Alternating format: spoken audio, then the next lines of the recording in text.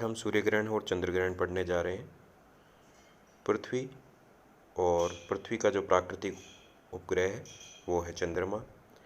चंद्रमा पृथ्वी के चारों ओर चक्कर लगाता है और चंद्रमा और पृथ्वी दोनों सूर्य से प्रकाश प्राप्त करते हैं।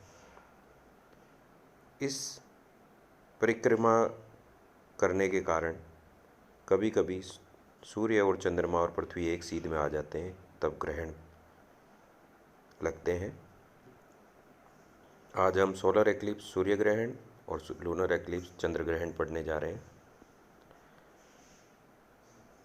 चंद्रमा जब पृथ्वी का चक्कर लगाता है तब जब वह सूर्य और पृथ्वी के मध्य आ जाता है तब सूर्य ग्रहण होता है, जिसे सोलर एक्लिप्स भी कहते हैं। और चंद्रमा जब सूर्य और पृथ्वी के मध्य आता है तब उसकी छाया पृथ्वी पर पड़ती है। उस छायादार भाग को उम्रा कहते हैं और प्रकाशमान भाग को पेनुम्रा कहते हैं।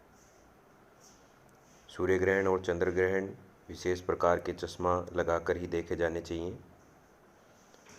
अन्यथा हमारी आंखों को नुकसान पहुंच सकता है।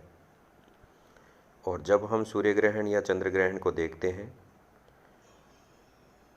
तब पेनुम्रा का जो भाग है, प्रकाशित भाग जो पेनुम्रा कहलाता है, वहाँ से कोई व्यक्ति सूर्य को देख रहा है तब चंद्रमा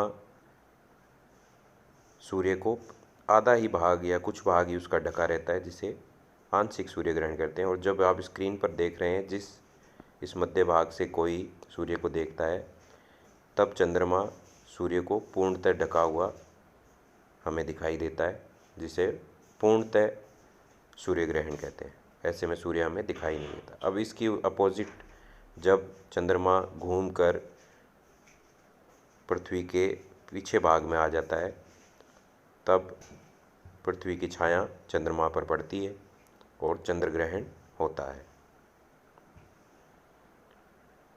ऐसे में यहाँ भी पेनुम्रा और अम्रा होता है।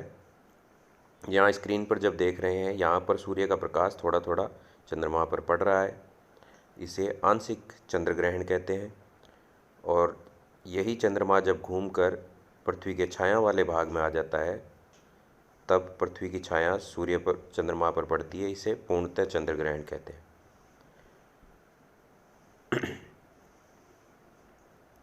अब कभी कभी चंद्र ग्रहण में चंद्रमा हमें लाल रंग का दिखाई देता है, जिसे ब्लड मून भी कहते हैं। यह इसलिए होता है कि सूर्य से आने वाली किरणें जब वायुमंडल में प्रवेश करती हैं तो लाल कलर ही आगे निकल पाता है, बाकी वायुमंडल से परिकिरणित होकर निकल जाता है।